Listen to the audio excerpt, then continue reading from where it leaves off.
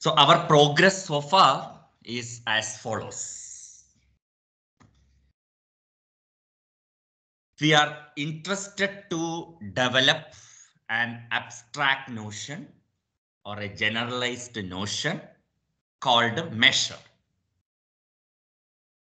which satisfactorily generalizes the earlier geometrical measurements such as length, area, volume, etc.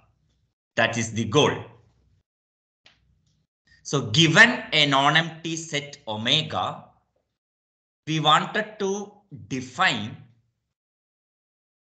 a measure or a measuring system on subsets of omega. And we observe that there are some conditions needed on which subsets of omega that I should work with, and what are all the requirements for a generalized measure. And that led to the concept of so-called sigma algebra and measure mu that we have defined. The next question one would like to ask is why we want to generalize? Why not just length, area, and volume? And we observe that there comes the integration theory. Yes or no?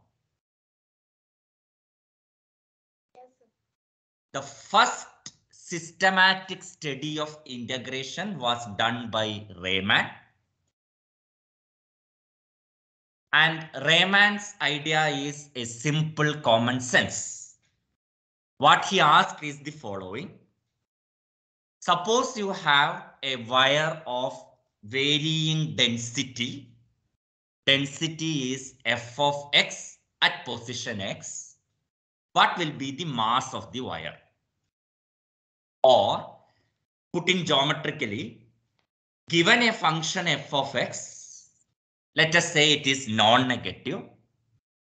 Between x is equal to a and x is equal to b, what is the area under the curve? This is the question Riemann asked. For that, first he considered the simplest case. Suppose f of x is constant. Then the area under the curve is nothing but the area of a rectangle. The constant times length of the interval. Then he worked with, instead of just a constant function, suppose your function is a group of constant functions. That is step functions like, okay. And then in general, what Riemann did was, you have a function like this. For time being, let us consider non-negative. Defined over the interval x is equal to a and x is equal to b. Okay. So you divide this interval into several small subintervals, and for that we introduce the notion of partition by introducing points x1, x2, and so on, xn minus 1. Consider a typical subinterval xj minus 1, xj. Okay. In that subinterval, you assume that the function is a constant, so that area under that function between xj minus 1, xj can be approximated by area under rectangle, right? And which constant should be taken? For that, he considered two quantities. One is upper Riemann sum and lower Riemann sum. So let me write it now formally. Let f be a function from AB to R, f bounded, B bounded,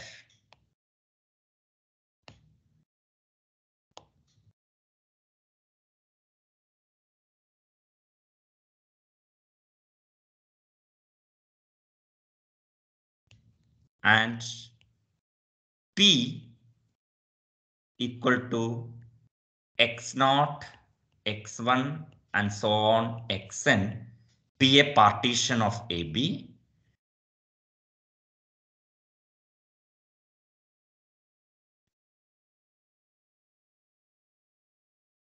Then with the target that we want to define area under the curve to be same as area under the rectangle in smaller intervals, he proposed two quantities. One is, I don't know whether this is the notation I have used, UFPAB. And what he does is he takes each subinterval, approximates F with supremum of F over that interval. So he treats like a constant, multiply that width by width, xj minus 1, do it for each subinterval and sum it. Right? Is it consistent with what notation I used in the previous lecture? Did I use UFPAB? Yes or no? Yes, sir. Yes, sir. Similarly, he introduced another quantity, namely LFPAB. So what he does is, in each subinterval, assume that the function is constant and that constant value is same as infimum of F over the interval xj minus 1 xj. In the subinterval, so that you can approximate area under that curve between xj minus 1 xj as area under the rectangle, and do it for each subinterval and sum it. Okay. Then we have observed that if you take partitions by introducing more and more points, roughly called, if you refine the partition, the lower sum will increase and upper sum will decrease. With that in hand, we defined upper Riemann integral to be, consider the upper sums for each partitions and take its infimum over all partition. Okay. And similarly, lower Riemann integral is defined as, consider the lower Riemann sum for each fixed partition, then vary the partition and take the supremum. And both of these are reasonably good estimate for area under the curve. So which one should be taken as the estimate? Instead of asking that question, what Riemann did was considered only those functions for which these two quantities are equal. And he called such functions as integrable, now known as Riemann integrable. Okay. So a function is said to be Riemann integrable if upper Riemann integral and lower Riemann integral coincides. So integrability comes first. Once it is integrable, this common value will be treated as the value of the integral. Okay, this is what we discussed in the last lecture. So let us try to understand this with an example and then proceed further. Okay. And in fact, we proved some relation between upper Riemann integral and lower Riemann integral. Okay. It's not hard to see that the upper Riemann integral is always greater than or equal to lower Riemann integral. Okay. Keep that in mind. Now let us consider one example so that the things will be more clear. Look at this function. Consider a simple function f from 0, 1 to R, f of x is equal to x square, a continuous function. Please understand that the basic assumption to define Riemann integration is function should be bounded on that closed bounded interval. And since we are taking a continuous function and the domain is compact set, we know that a continuous function on a compact set is continuous, real valued function on a compact set is bounded. Okay. So the basic assumption is there. Now I wanted to find the upper Riemann sum and lower Riemann sum and then move to upper Riemann integral and lower Riemann integral. So I will first work with a convenient partition. Instead of taking an arbitrary partition, I will consider a convenient partition. By convenient, I mean partition whose length of the subintervals are equal. Okay. So choose a partition P equal to 0. I will divide into n subintervals, each of length 1 by n. So I have to consider these points, etc. n minus 1 by n, 1. So this is the partition. Obviously, it depends upon n. So I will call that partition as Pn. Choose a partition Pn like this of 0, 1, where n is some element in n, natural number. With this partition, let us calculate the lower Riemann sum, L of f Pn 0, 1. By definition, it will be equal to take each subinterval. Okay, so the typical subinterval will be of the form j minus 1 by n, j by n, right? So j by n minus j minus 1 by n. Multiply it with infimum of f over that subinterval j minus 1 by n, j by n. Do it for each subinterval and sum it. J is equal to 1 to n. Okay. And this is equal to summation j is equal to 1 to n, j minus, this is 1 by n.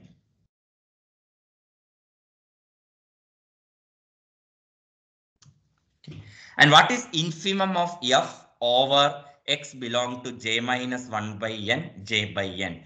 Note that function is x square. So this will be j minus 1 the whole square by n square. Right? So you please tell me if I am making some computational mistakes.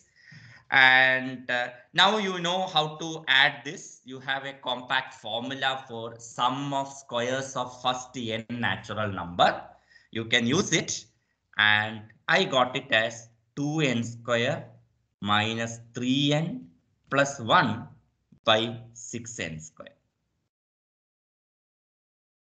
Use the formula for sum of squares of first n natural numbers. Similar thing you can do and compute the upper Riemann sum of f corresponding to a fixed partition Pn. Okay. That by definition is consider each subinterval and its length, that is j by n minus j minus 1 by n. In that subinterval, approximate f by a constant. And what is that constant? Supremum of f over the interval j minus 1 by n, j by n. Do it for each subinterval and sum it. J is equal to 1 to n. And it is easy to see that supremum of function x square over this interval j minus 1 by n, j by n is j square by n square. And this is 1 by n. summation j equal to 1 to n. Again invoke the same formula, sum of squares of first n natural numbers, and I got it as 2n square plus 3n plus 1 by 6n square. Okay. So this is what the Riemann sum, lower and upper, corresponding to a fixed partition Pn, come out to be. Of course, Pn you can vary. You can fix different n. Now we are interested in this.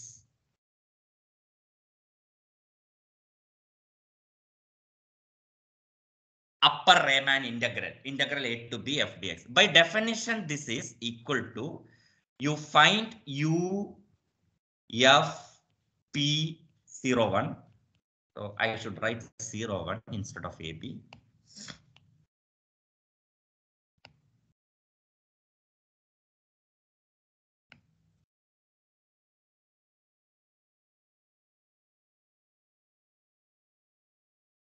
And now vary partition. So, and take infimum over all the possible partition, infimum over p. You have to consider any possible partition p of 01. Okay. But do you see that this will be less than or equal to u f pn 01 infimum over n?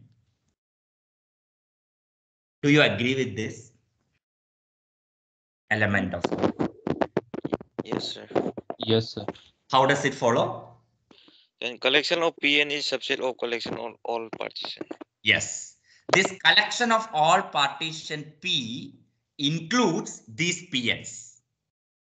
Infimum you have to take over this larger collection, namely collection of all partition. But now I am taking only infimum over partitions with equal subintervals. Okay. So infimum over larger collection is less than or equal to infimum over a subcollection. So that's the idea used. And this is equal to infimum n over n. And this has been calculated. 2n square plus 3n plus 1 by 6n square. Okay. N varies over n. That infimum would be 1 by 3.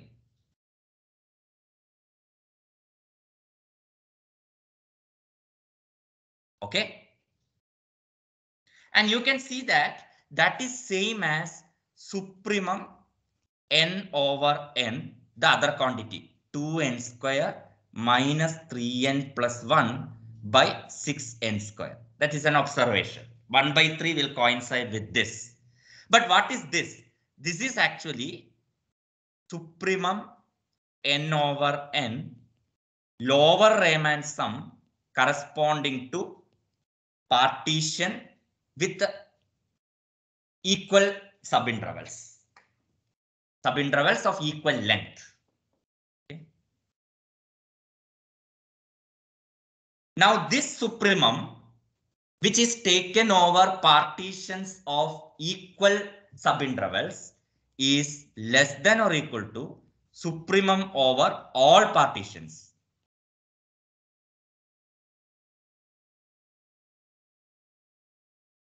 Because this is larger collection. It is not enough to consider partitions of equal size subinterval. Actually, we have to consider arbitrary partition.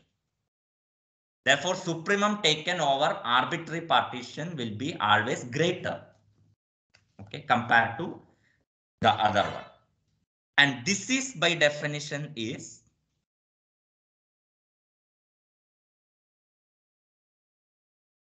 lower Riemann integral. I should write 0 to 1.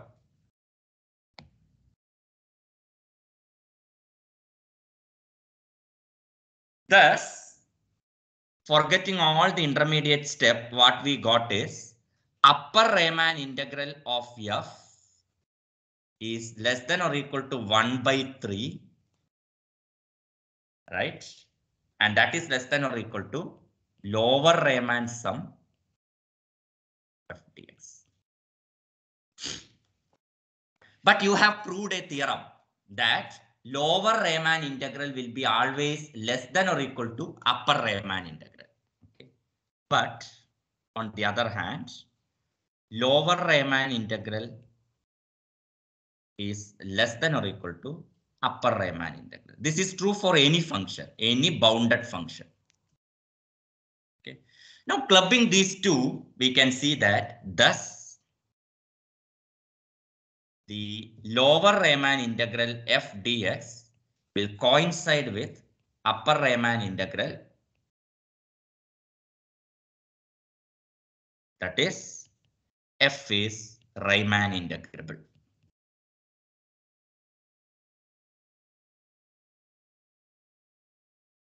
Further,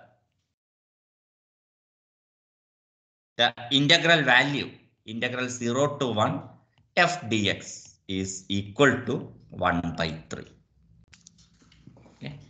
In fact, if just computation is what we are targeting, you know that the antiderivative of f of x is x cubed by 3, and then evaluate x cubed by 3 at 1 and at 0 and find the difference. But conceptually, it is not same. Okay. The fundamental theorem of integral calculus tells you that the integral 0 to 1 x square dx will coincide with x cubed by 3 evaluated at 1 minus x cubed by 3 evaluated at 0.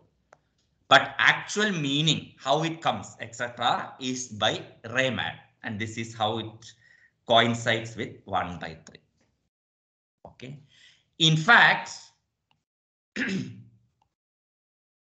you can generalize this. You can note that the function x square is continuous. And the following is a well-known theorem, which I will not be proving. Theorem. If a function is continuous over a closed bounded interval, then it will be Riemann integrable. A very continuous function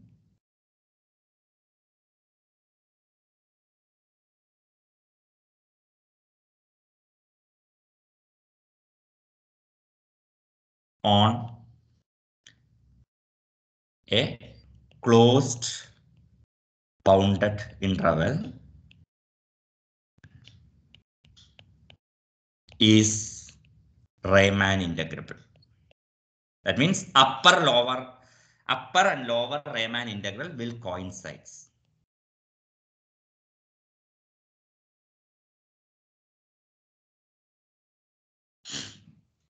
Please try to do it yourself. Okay? Don't look at any textbook.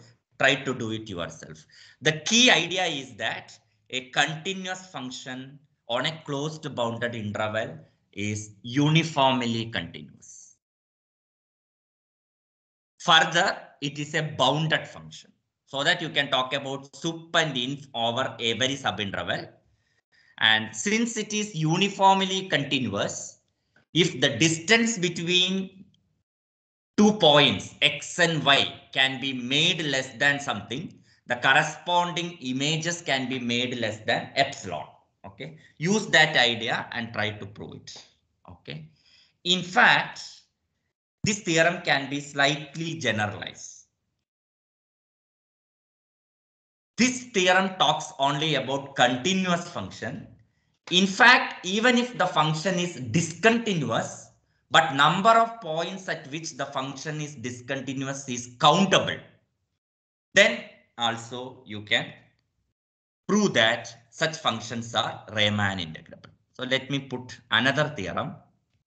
Since our aim is not to study Riemann integration in detail, I will not go for the proof of all this theorem. Okay. If f from AB to R has a countable number of discontinuity, countable number of discontinuity,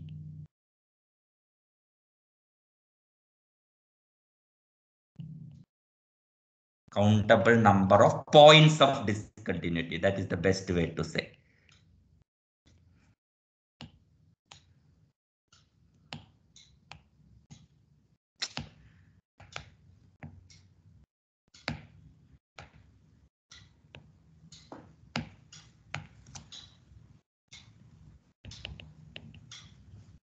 Then F is Riemann integrable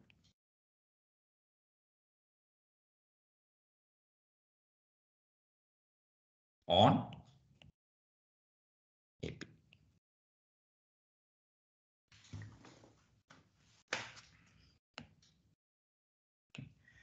So in fact, these are some standard theorems one usually proves when the Riemann integration is being introduced. Okay. But a less known theorem I would like to state here. That's the following. It's a good exercise to prove this theorem, especially the third theorem. Okay. How Riemann integration behaves with limits of a function. Okay. That's what the third theorem says. Suppose you have a sequence of function fn, n belong to n, is a sequence of Riemann integrable function. Sequence of Riemann integrable functions on AB. All the functions are defined on AB such that this sequence converges to a function f uniformly. Sequence fn converges uniformly to some function f from AB to R. Okay, so you have sequence of functions converging uniformly to f, and each of these elements, the area under the curve is finite. That's what I mean by Riemann integrable. Okay. Intuitively, what it means is integral a to b fn dx.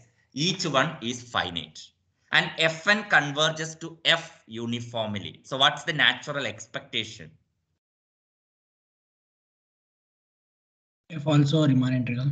Yeah, the limit is Riemann integrable. Then f is Riemann integrable.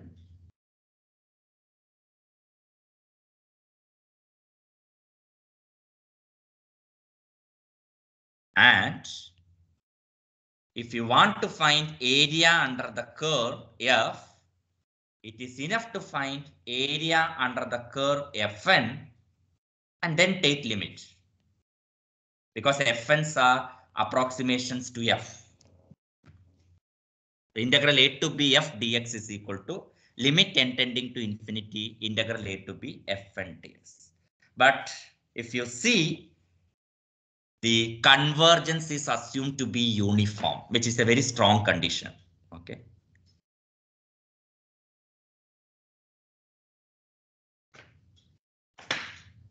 Of course, these are some nice properties that Riemann integration has. It behaves well with continuous function. It behaves well even with functions with number of discontinuities. Only thing is that number of discontinuities should be countable, and it behaves well with uniform convergence. These are the good news. However, there are some limitations. That's what we are interested in, right? Riemann integration, let me just put like this, is not good enough.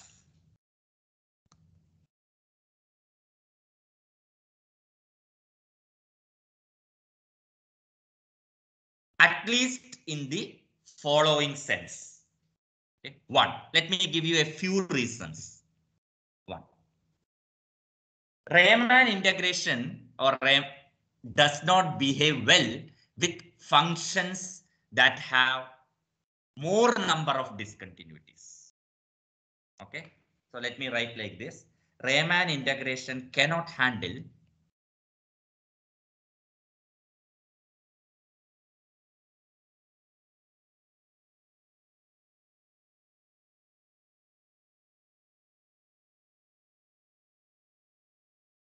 functions with many discontinuities. Of course, this is a vague statement, but that will express the idea. I will make it more rigorous later. Many discontinuities. Okay. This is one limitation or shortcoming of Riemann integration. Another one that we want to emphasize is the following. The first and foremost assumption on the function made was that function should be bounded so that you can talk about supremum, infimum, etc. Okay, so Riemann integration cannot handle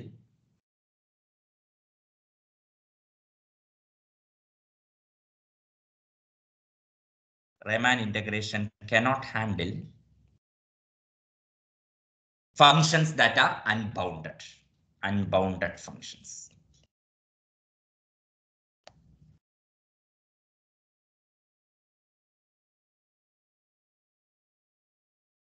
And third one, Riemann integration does not behave well with the limits. Riemann integration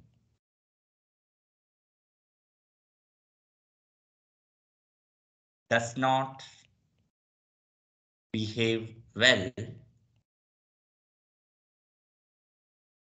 with limits.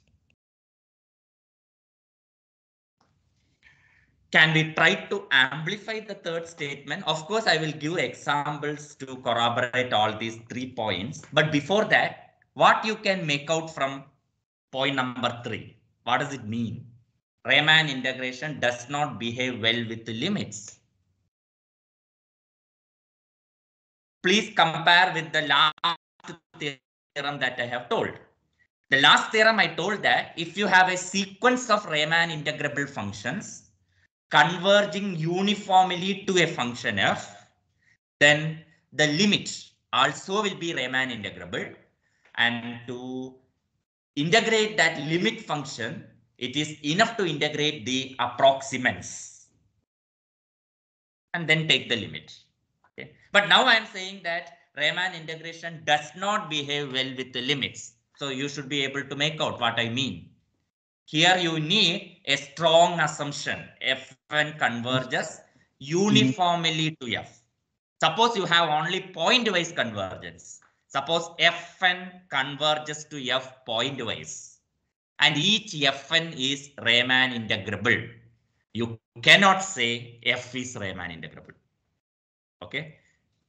So that is one deficiency that Riemann integration has. But you know, in analysis, we want to do limits. We want to talk about limits. Why do you want to talk about limits? The whole thing is for approximation. Okay. So analysis is prominent with the limits, whereas Riemann integration does not behave well with limits. Okay. So these are the 3 deficiencies which motivated Lebesgue to reconsider Riemann's integration. Okay. But before going to that, let us take some examples and understand these points.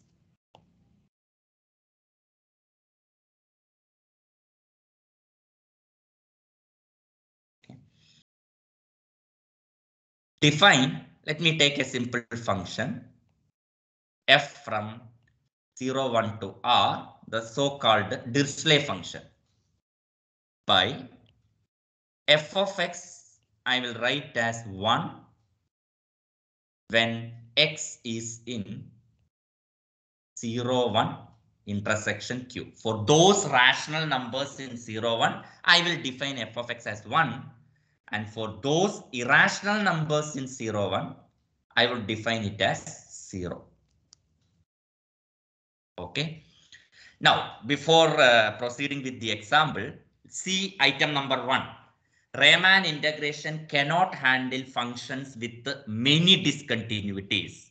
But already I put a theorem stating that Riemann integration can be done for those functions with countable number of discontinuities. So you can make out what one means. Too many discontinuity here we mean if the number of points of discontinuity is uncountable, then you may not be able to do Riemann integration. Okay. So I am going to give you an example of a function with uncountable number of points of discontinuity. Okay. And you know about this function. What can you say about continuity of this function?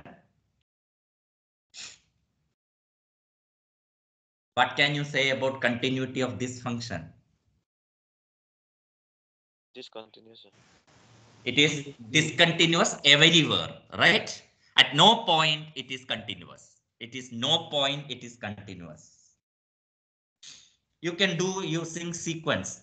You take a rational number. For every rational number, there exists a sequence of irrational converging to it. Yes or no? Yes, sir. Yes. And Yes. f at those irrational numbers will be 0. So Rn will converge to R, but f of Rn will not converge to f of R. So that will contradict f is continuous at rational points. Now take an irrational point and approximate it by sequence of rationals. So like that you can prove that f is everywhere discontinuous. Okay, I will just write like this. Note that it is your responsibility to convince. Note that function is discontinuous at any x naught belonging to 0, 1. That means number of points of discontinuity is same as number of points in closed interval 0, 1. And it is a well-known fact that closed interval 0, 1 is uncountable. So you have uncountable number of discontinuity in this example. Okay. Now let us see what happens if I just proceed with the Riemann integration. What happens? For Riemann integration, what I have to do is I have to split this interval into subintervals, and there I have to talk about infimum of the function, supremum of the function, and so on. Right? So let us consider some subinterval. Note that, again, note that if AB is some subset of 0, 1, something like xj minus 1 xj. Can you say what will be infimum of f where x is in AB? Any subinterval you take, that subinterval will contain both rational points and irrational points because rationals and irrationals are dense, right? And at irrational point, function takes 0 value, and rational point, it takes value 1. So only there are 2 values. So what will be the infimum? Obviously, Zero. it is 0. Zero. And supremum of the function over any subinterval. Not only on 0, 1, you take any subinterval. That will be 1. Okay. Because AB contains both rational numbers and irrational number. So it is obvious.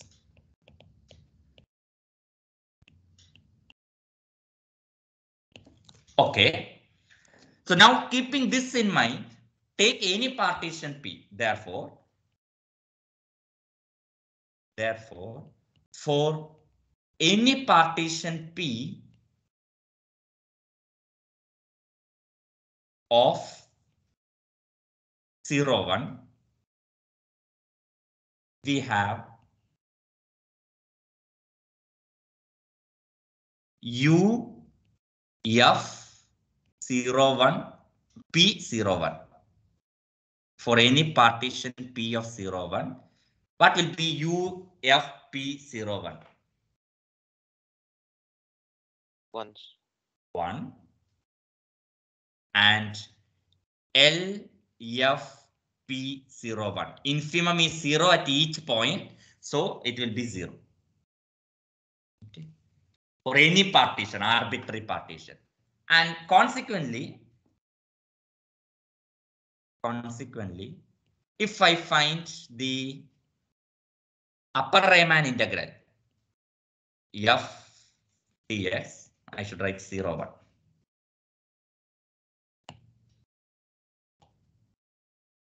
If I take the upper Riemann integral,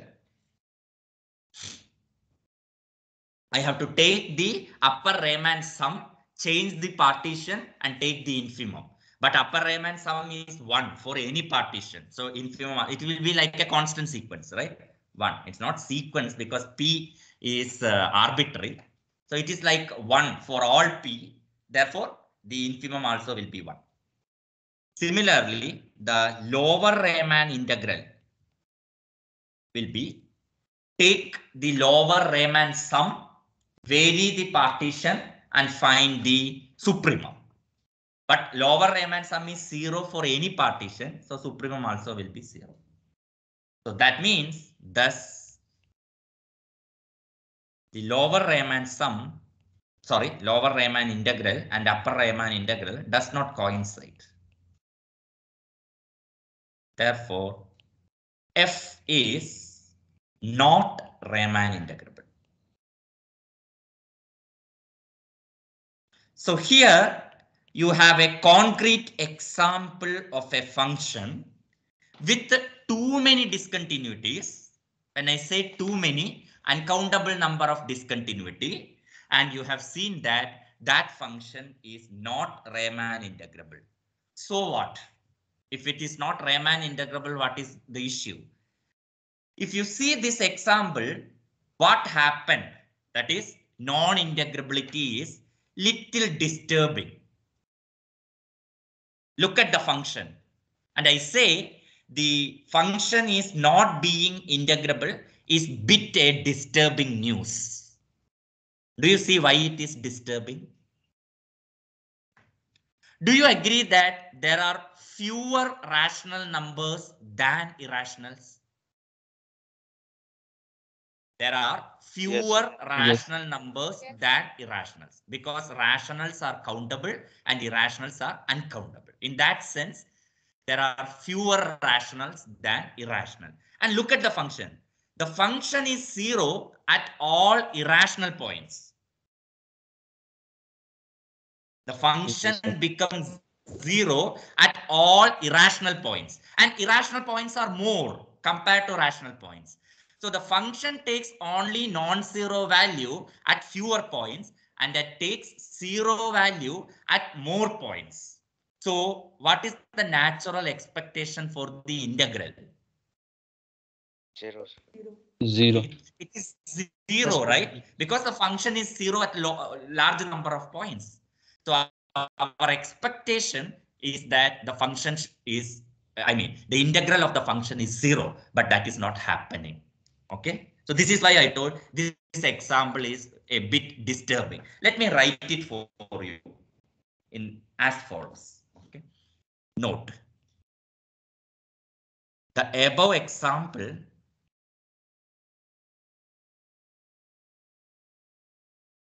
is little disturbing because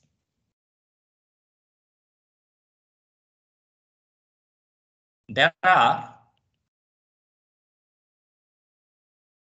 far fewer points. I will put even an adjective. Far fewer rational numbers than irrational numbers.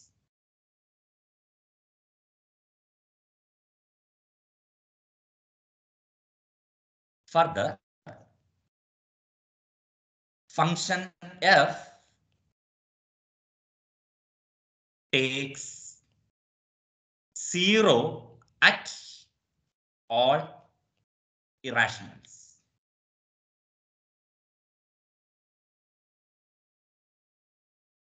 Thus, F should in some sense, at least intuitively, we feel have integral 0. But Riemann integral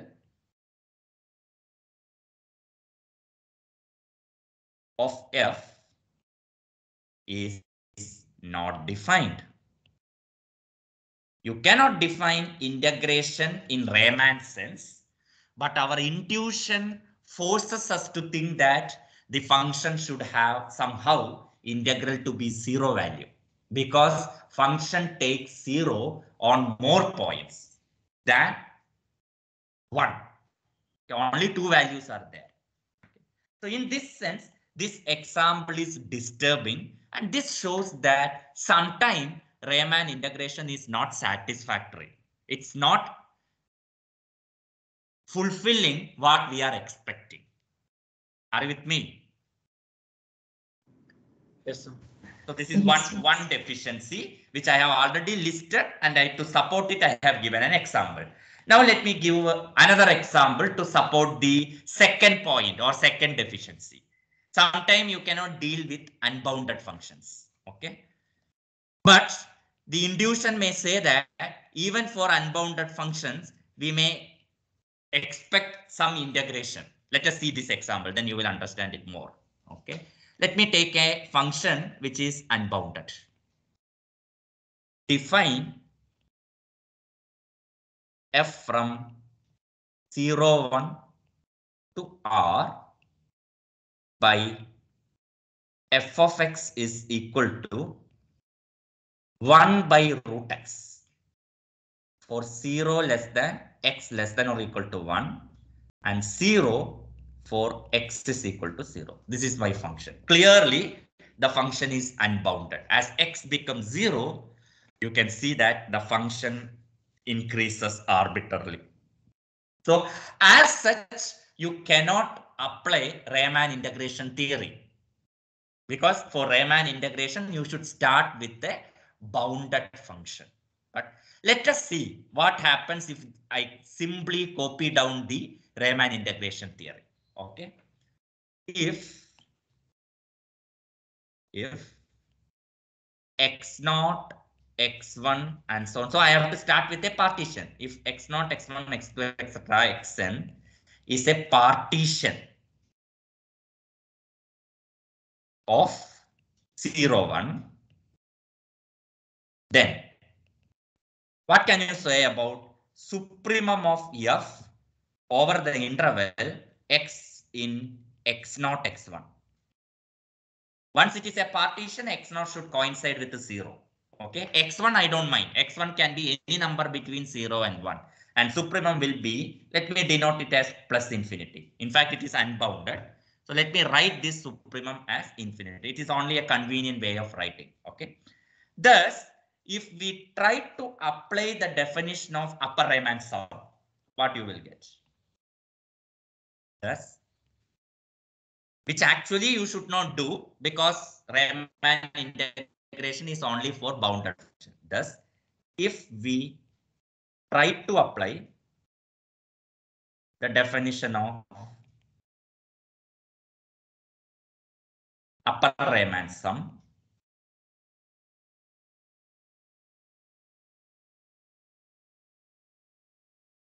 of upper Riemann sum to this f, we get upper Riemann sum of f with respect to partition P, whatever it is, on the interval 0, 1 would also will be infinity.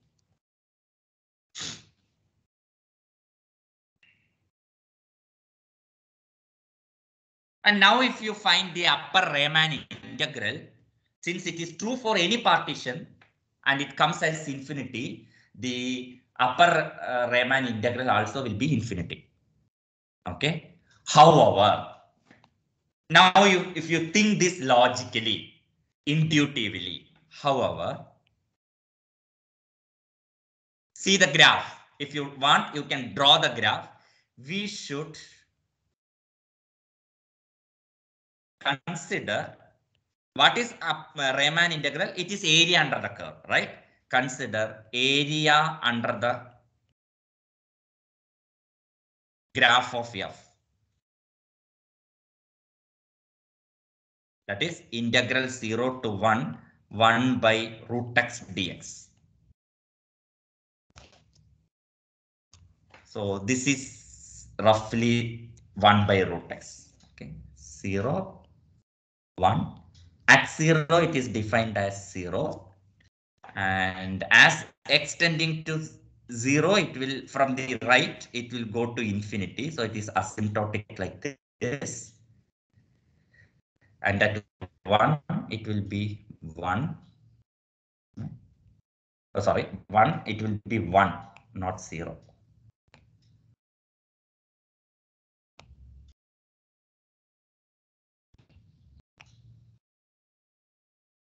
Okay, it goes like this.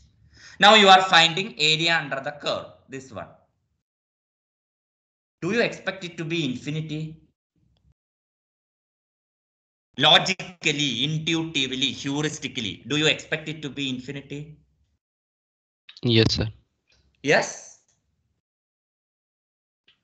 Area under this curve. See here as 0, it goes to closer and close to y-axis. Okay. So I would say that intuitively, you should not expect it plus infinity. Okay. Forget only problem creating point is 0, right? Suppose I consider a point A here. And now I find the area under the curve from 8 to 1. Will it be finite or infinite? Finite. It will be finite, Finite. right? Now you make your A tending to 0 slowly.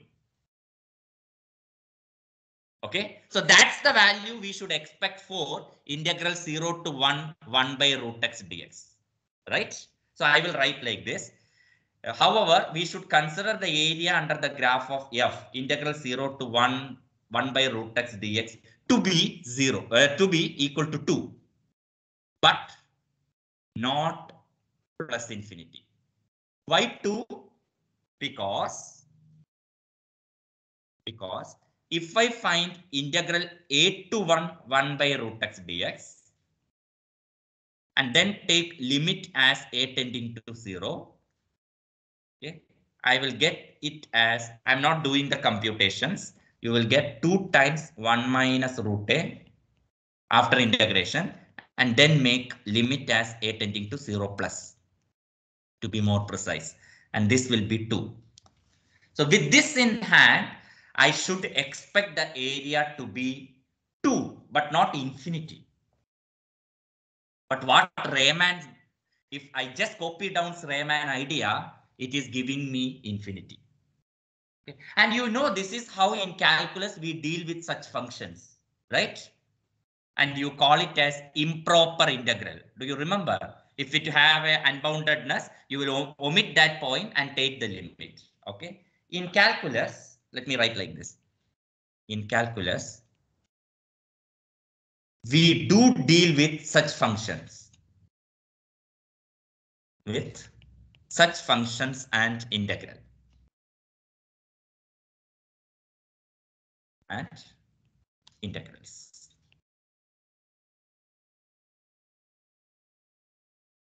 And we define integral 0 to 1 by root x dx as at 0 it becomes unbounded. So you will avoid it. Take from a to 1 by root x dx, and then take limit a tending to 0 plus. And for a to 1 by root x dx, the Riemann integration is well defined. So this is how you will approach that problem. Okay, but you cannot handle every unbounded function like this. For instance, okay. Suppose your f of x is this. Suppose f of x is equal to 1 by root x plus 1 by root of 1 minus x. Here what you will do, and I want to integrate from 0 to 1. Integral 0 to 1 fx dx.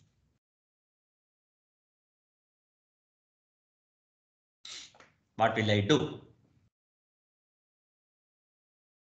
So now the issue is not only at 0 but also at 1, right? So 0 I have to avoid. So I will integrate from a to 1, right? So call it as f dx. Okay, and then take limit a tending to 0 plus. But 1 is also an issue. So let me put some half plus some point. Then half to 1 I cannot. So I will avoid 1 and take b. Take limit b tending to 1 minus f ds. So this is how you will handle this problem.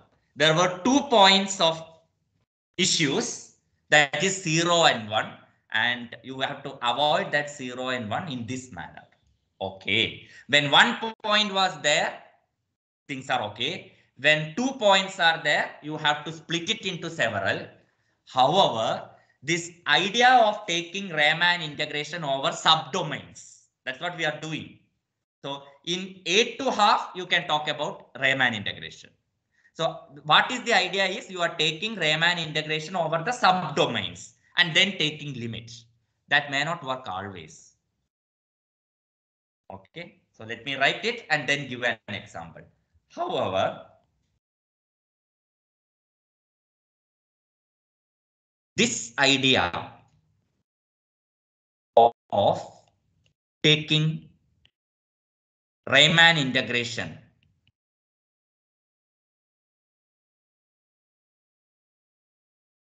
over subdomains and then taking limits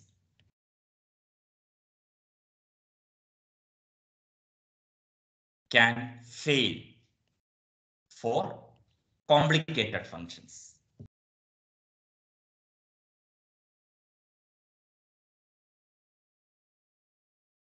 For 1 by root x, it worked fine. For 1 by root x plus 1 by root of 1 minus x, it worked fine. But for complicated function where this type of splitting is not possible, it may not work. Let me give an example. Okay.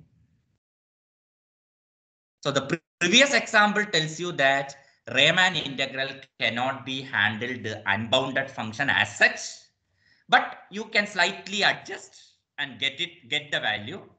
But that adjustment you cannot do for complicated functions. Okay. Now let me give an example. Let Rn be. So if there are only finite number of points, issue points, then you can split it into several. But naturally, if there are no more number of points of issues, then you will get it as infinite sum. Are you with me? See, in the second example, you split it into 2 because there were 2 points at which issue comes. Suppose there are infinite number, then you may have to split it into infinite subdomains. And then there you have to talk about Riemann integrals.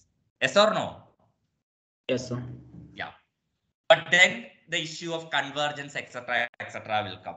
So let us give an example to make it more clear. Let Rn be a sequence that include, or let me just put like this, let Rn be the enumeration of, you are already familiar with this word, I suppose. Rn be an enumeration of rationals in open interval 0, 1. So what do you mean by enumeration? You know that rationals are countable. So that you can list the elements as a sequence. And this, you list all the rational numbers in 0, 1, and that list is Rn. So it involves or it includes all the rational numbers and includes each rational number only once. Okay, that's what I mean by enumeration. Now, for k in n, I define a function fk. Fk from 0, 1 to r. How do I define? Fk of x is equal to 1 by root of x minus rk. If x is greater than rk, and 0 if x is less than or equal to rk. Okay. With this example, I will be fast. You have to do the calculation by your own. So for each k, I have defined function like this, but this is not the function I want to handle, and define f from 0, 1 to 0, infinity. I am allowing infinity as well by f of x is equal to summation k is equal to 1 to infinity fkx by 2 power k. So this is the definition of the function. First, I define fk, and f is defined via the series. Okay, I allow f to be infinity as well. Now, you suppose I wanted to approach this f, integral of f via Riemann integration. You know that if any subinterval of 0, 1 you take, it will contain both rational and irrational. And if you see the of the function of k, and k involves rationals in the denominator. Okay, so at those rational points, this function will become infinity. So whatever small subinterval will take, you cannot make f to be Riemann integrable. So let me write the details like this. Because every non-empty open subinterval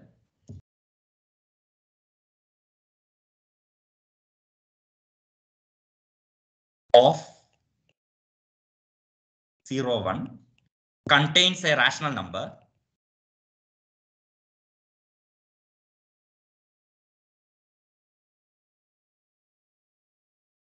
the function is unbounded on every such subintervals.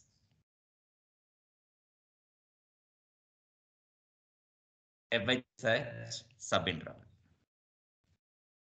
Thus, of f is undefined on every subinterval of A, 0, 1 of on every subinterval of 0, 1 with more than 1 point.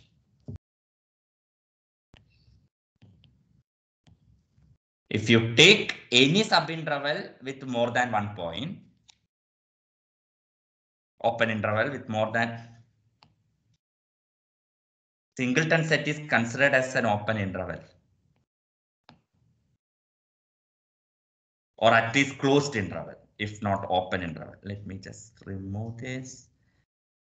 More than one element. Let us look at the examples that we told, then this statement will be more clear. See, Alex was having issue at 0. So we brilliantly avoided that 0. You took 8 to 1, and in 8 to 1, you can handle 1 by root x in Riemann sense, and then took 8 tending to 0. In the second example, there were 2 points were creating issues, that is 0 and 1. So we avoided 0 and 1.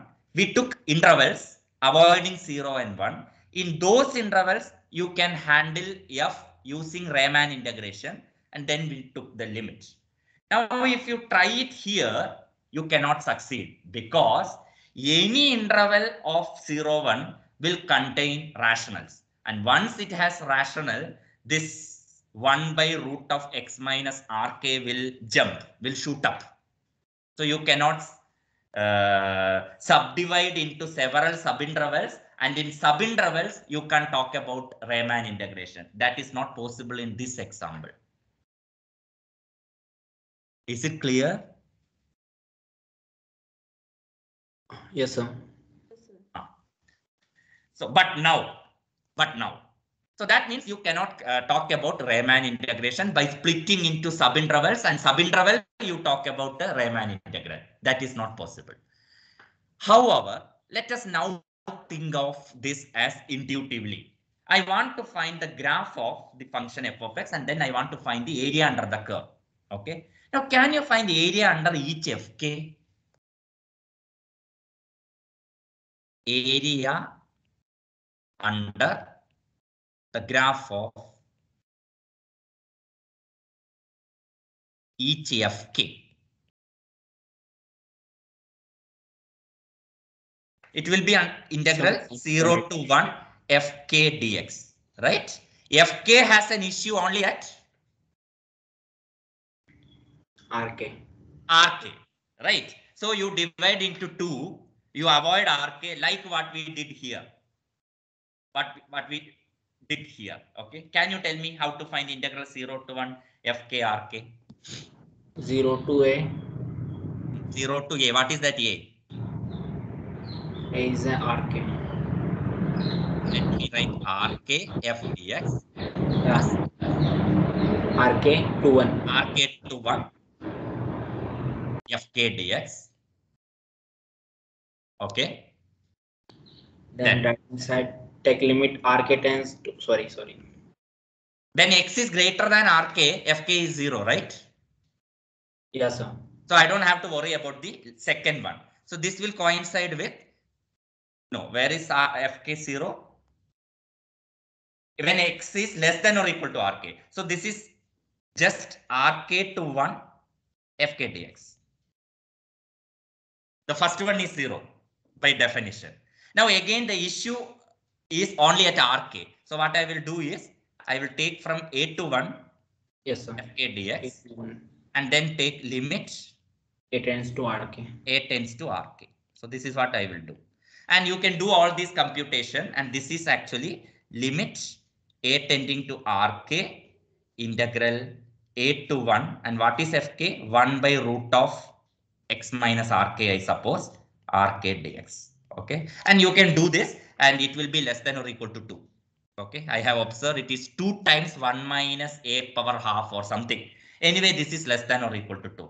That means the impression that we get is area under the graph of each fk is less than or equal to 2. And now what is f? F is summation of fk, loosely. And each fk has area less than or equal to 2. So what is your expectation about area under f?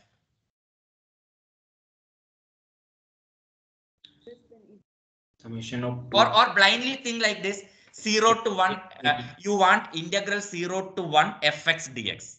That will be integral 0 to 1 summation fkx by 2 power k. Now, suppose this integral is such that integral and summation can be interchanged. Okay. So we are all now, okay, just dream.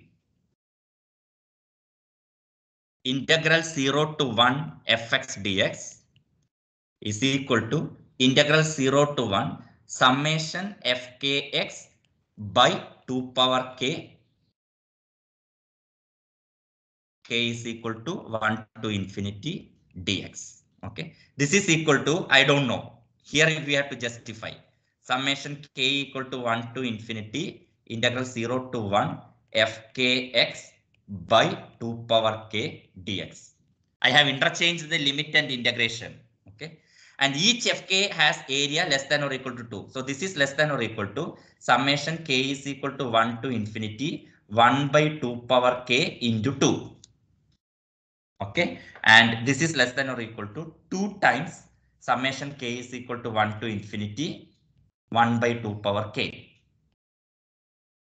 Right?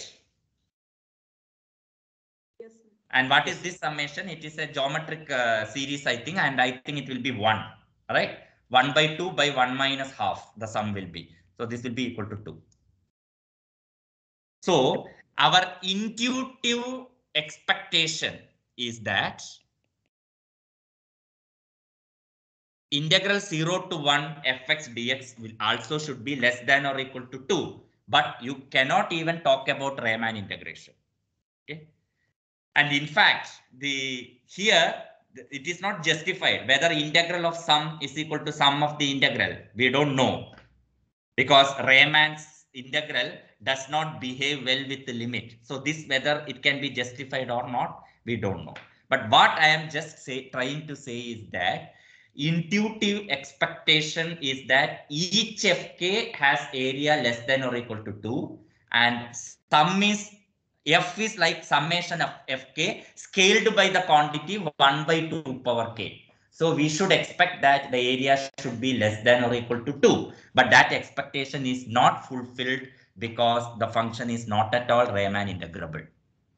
Okay. So these are all certain cases where Riemann integration deviates from our expectation. That's what I wanted to say. Now let me give you one more example. So these examples were to tell you that Riemann integral cannot handle unbounded functions. Okay. It can handle unbounded function in this sense. You can take limit and so on. Okay. As such, it cannot handle unbounded function.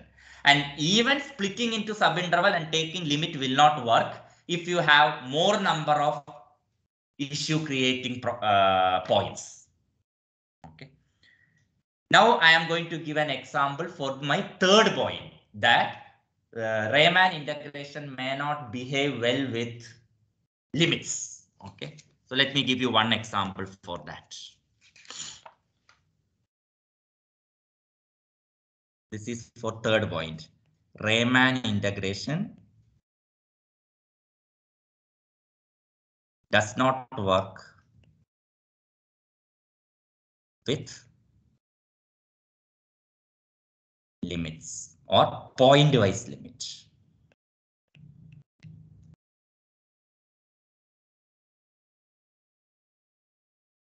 Instead of writing does not work, I should does not behave well. Let me write.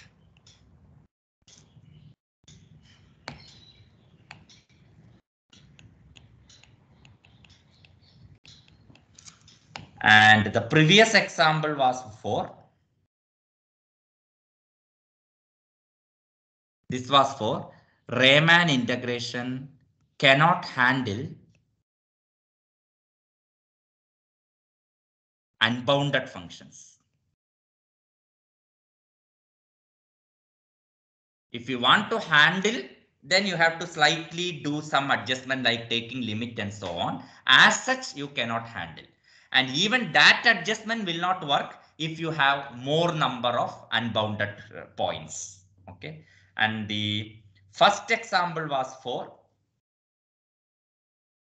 Riemann integration cannot handle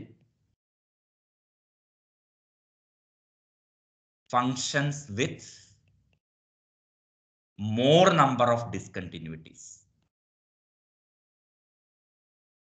By more, I mean uncountable. Okay. So the third example for the third point, Riemann integration does not behave well with point-wise limit. So what I want to construct is that a sequence of functions that are Riemann integrable, but the limit function is not Riemann integrable.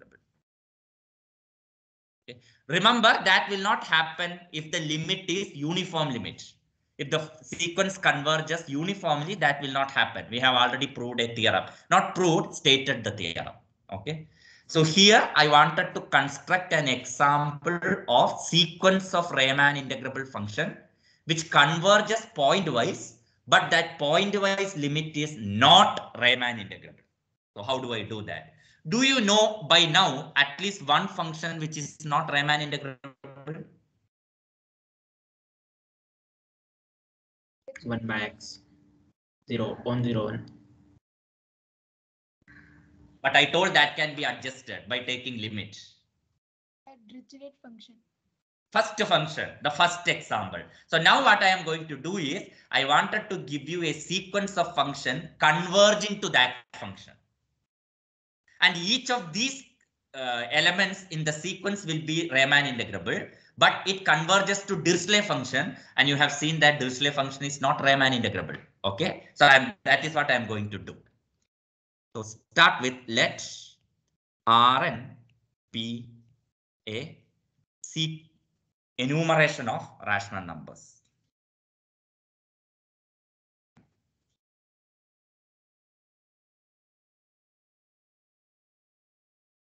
Rn be an enumeration of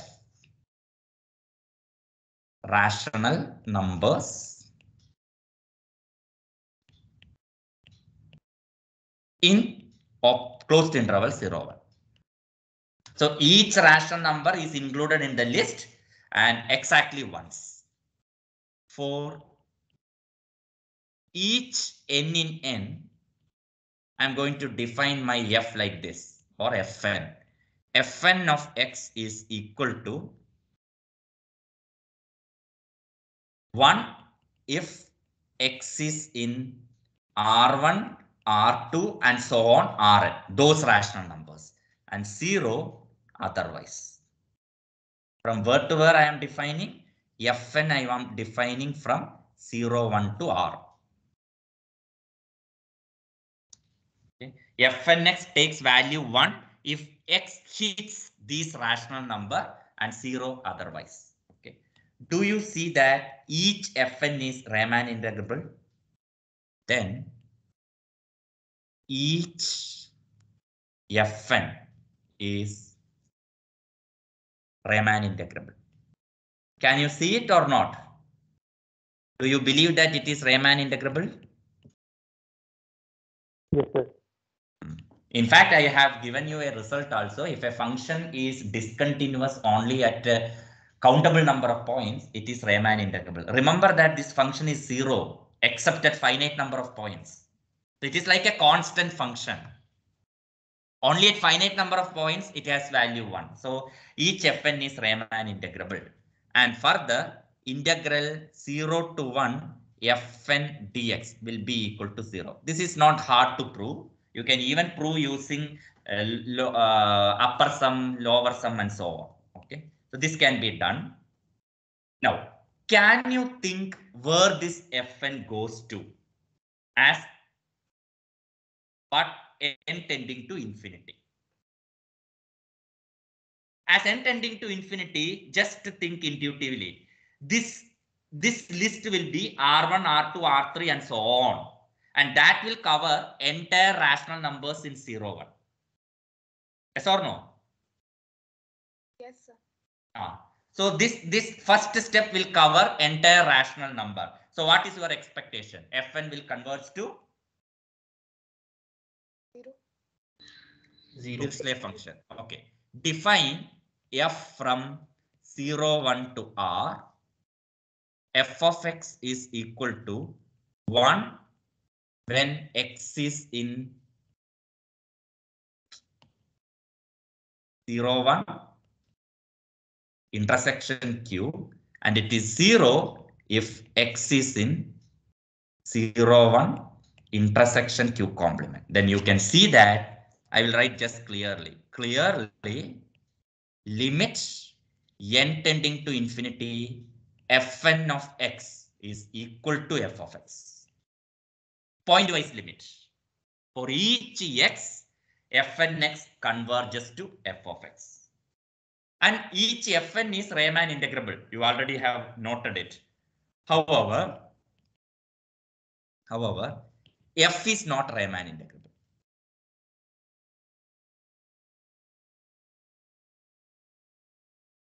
However, f is not Riemann integrable. So this is one deficiency.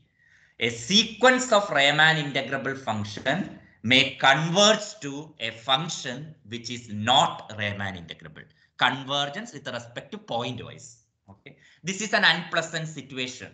Okay, because you always wanted to talk about limit in analysis. I want limit and integration to be interchanged. Okay, so here I cannot say here integral 0 to 1 f dx, which in fact I cannot talk about, is equal to integral 0 to 1 limit n tending to infinity fn x dx. But that is not equal to limit n tending to infinity integral 0 to 1 fn x dx. You cannot interchange limit and integration. You cannot do that because here you have seen that each fn is integrable with the integration as 0, integral value as 0, but f is not Riemann integrable. Okay. So limit and integration is not able to interchange. This is one of the important deficiency of Riemann, which motivated Lebesgue to think about some other kind of integration. Okay, so consolidating, Riemann integration behaves well with continuous function. You can integrate functions that have countable number of discontinuity, but you may not be able to integrate functions that have more number of discontinuities in Riemann sense. I have given an example. Dirichlet function is one such example. You cannot handle unbounded functions. Okay. If you want to handle unbounded function, you can handle, but only when the number of points at which unboundedness happens is finite. Then you can split into several intervals, and then in intervals you can talk about Riemann integrals. Okay, and the last deficiency is that Riemann integral does not behave well with pointwise limit. Is it clear? Yes, sir. Yes, Now, as I told you, these were the motivating factor for Lebesgue to introduce his own theory of integration. So now we will go to Lebesgue. That is the actual starting point of our course. Lebesgue measure and Lebesgue integration. And finally, after doing successive progress in our course, we should be able to see whether all these examples can be handled with the Lebesgue sense. That you should see. Okay. Whether the first function, Dirichlet function, what is our expectation? Integral should be 0. 0. Whether Lebesgue sense, whether we will get integral to be 0. That's one question that you should answer. Not now, after studying Lebesgue integration. Similarly, in the last example, whether I can integrate each fk in the last example, whether I can integrate each fn in Lebesgue sense, and I can integrate f also in Lebesgue sense, and can I get Lebesgue integral of f same as limit of Lebesgue integral of fn? Can I get this? But now integration with respect to Lebesgue sense, can I get it? So all these things will be answered in this course.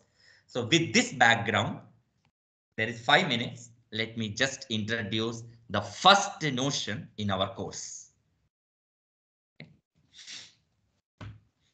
So in the last lecture, I was telling you what is the intuitive idea behind the Lebesgue integration. Okay, with one example. That example was given to, or I have heard that example when Professor Vittal Rao was introducing measure theory. I was fortunate to attend his measure theory class. He is one of the professor whom I admire, and possibly his video lectures may be available in YouTube. I repeat his name, Professor Vittal Rao from IISc. Okay. And I was fortunate to attend his lectures in linear algebra, function analysis, real analysis, and measure theory. So there he was telling Lebesgue idea is something like this, as I told in the previous lecture. You think of this function as a pile of currency notes. okay, of different value. There are currency notes of 1,000 rupees, 500 rupees, 2,000 rupees, etc. neatly packed. Okay, what Raymond did, the total bundle, he subdivided into sub bundles, and each sub bundle, the notes have been replaced by a single note of same value. And that single value he multiplied with number of notes, length of the interval.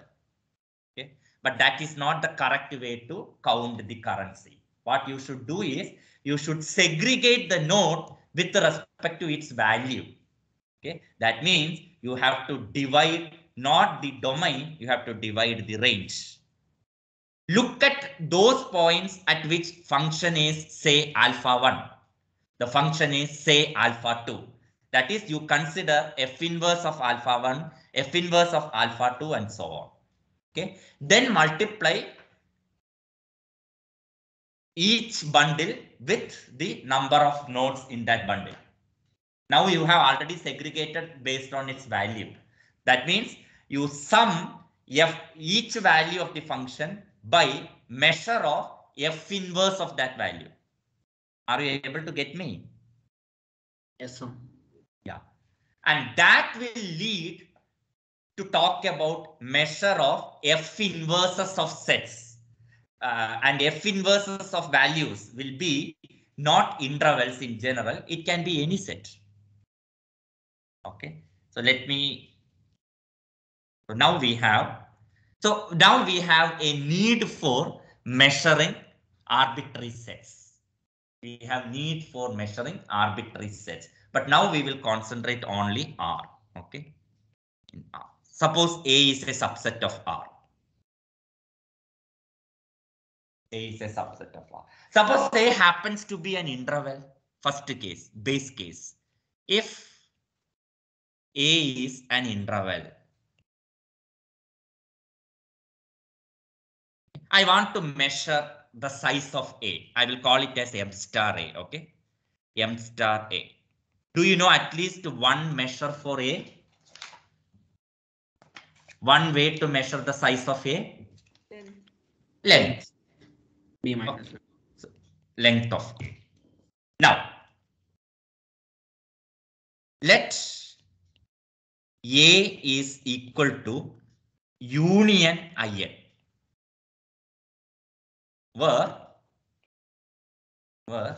INs are disjoint intervals. Even I will say disjoint open intervals.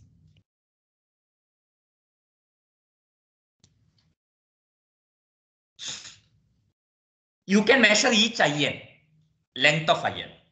But since you want a measure, and one of the guiding principle is that the measure of disjoint union should be is equal to sum of the length of the individual. Yes, right? sir. So I can define M star A as summation n M star IN, but M star IN is same as L of IN. Okay. Now, third. So from the base level interval, we went up to disjoint union of interval. Now suppose it is not disjoint union, but it is just union of intervals. Let A is union of intervals.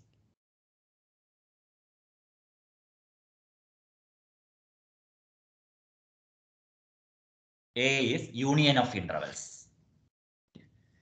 Say A is equal to union n Jn. Okay. Then you can always rewrite A as union of disjoint interval. We can write A is equal to union n IN's disjoint.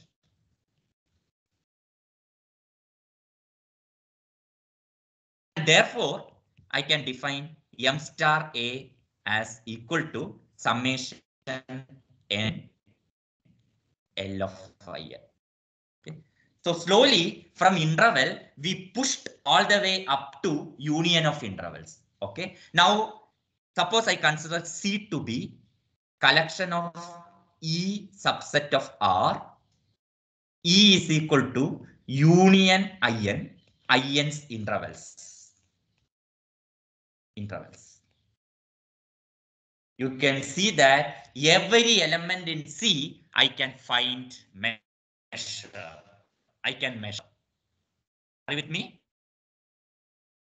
Yes, sir. Intervals I can measure. Union of intervals I can measure. So all those things which I can measure, I am putting inside the basket C and naming it as C. That's it. So every element in C I can measure using length. Yes or no? Yes.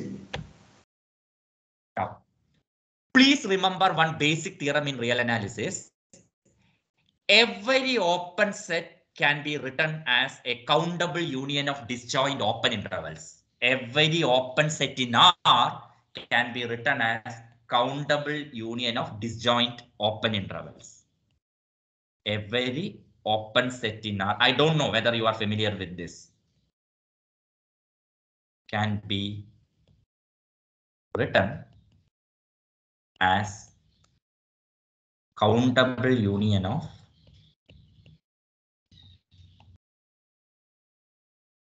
disjoint open intervals. Are you familiar with this? Yes, sir. If not, please refer to your real analysis course. Okay. So what does it mean? So every open set will be in C. I can measure any open set also. Because I can measure intervals and because open set can be written as countable union of disjoint interval, I can measure open sets. Yes or no? Therefore, if G subset of R, G is open, then G can be measured. That is, I can talk about M star. G can be measured. That is, M star G can be defined. Do you agree? Yes, sir. Yes, sir. So something like, remember the things that I told. You can measure a rectangle. From rectangle, you went to triangles. From triangles, you went to polygons and so on. Right? Similarly, from intervals, we went up all the way up to open sets. Now, open sets are like standard sets which you can measure. Open sets are like standard measurable sets. Okay. Now that's not enough. I want to measure any subsets. So can I do that? Now take E subset of R. Okay. I wanted to measure E, but now I can measure only open sets. Okay. What I do is I try to get an overestimate of E by enclosing E inside an open set. Let G be an open set such that E is contained in G. Given any set, find an open set larger than it. Can I do always? Can I do this always? Yes, sir. Yes, sir. Because R itself is always open. Open. Full set is always open, right? R is open in R. So given any set, I can always find an open set larger than it. For instance, R is such one, such a thing. Okay. So now if I get and G, I know how to measure. I know how to measure M star G.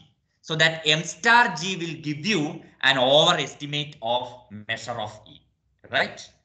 Since G is open, we know M star G.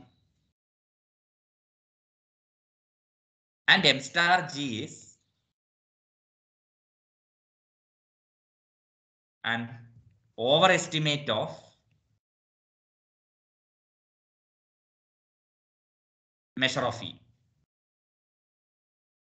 Now, can you tell you, so Can you tell me what I should do then for getting M star of E? Do this overestimate better and better, right? Yes, sir. So Yes, sir. define M star of E as find M star of G, where G is an open set containing E, and take infimum. Infimum over G containing E, G open. So this is the starting point of Lebesgue measure. I will stop with this. Okay. So now you can define M star of E subset of R. How do you do that? You find M star of open set containing E and take infimum over all such open sets. Are you with me? Yes, sir. So this will be our starting point of Lebesgue outer measure. So now you have already defined Lebesgue outer measure of a set E is defined as infimum of outer measure of G where G is open. Now can you find outer measure of G? Yes, sir. Yes, Because G yes, is sir. open. G can be written as countable union of open intervals. So I don't have to worry about open sets. I have to see only open intervals. Okay. So I can say this as infimum of summation length of In where union In contains E. I will cover E with not open set. I will cover with open intervals because whatever you can do with open sets, you can do with open intervals. Open sets are countable union of open intervals. Okay, so this is how Lebesgue defined. I will repeat this process once again in the next class, that is starting from this, and then we will go to Lebesgue outer measure. Okay, at least for my satisfaction, let me write the catchy word here, Lebesgue outer measure. Why outer? Why outer? Because it is overestimate. Overestimate. You are approximating from outside. Okay, so it is external measure or an outer measure. So that should tell you that there is something that will inner measure, internal measure. That will come later. Okay. Yes, sir. Yeah. So with that, let me stop. Thank you. And I think tomorrow is a holiday by calendar. Yes, sir. So we will not have tutorial tomorrow, but Saturday is a Friday timetable. So I will have the tutorial as per the timing that preferred by you. I think 11 to 12, right? Yes, sir. Yeah. So 11 to 12, you will have a tutorial. The tutorial sheet will be sent by tomorrow. Okay, the first tutorial sheet I could not send well in advance. That is okay. Okay, but this tutorial sheet will remain for at least next 2-3 tutorials. So tomorrow I will send you. With that, let me stop.